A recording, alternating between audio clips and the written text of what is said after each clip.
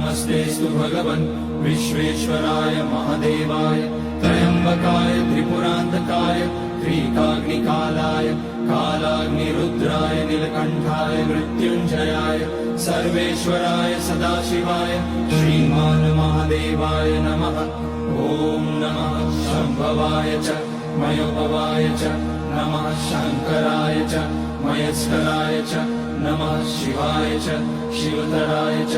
ॐ त्र्यम्बकं यजामहे सुगन्धिं पुष्टिवर्धनम् उर्वारुकमिव बन्धनान् मृत्योर्मुक्ष्यमामृतात्।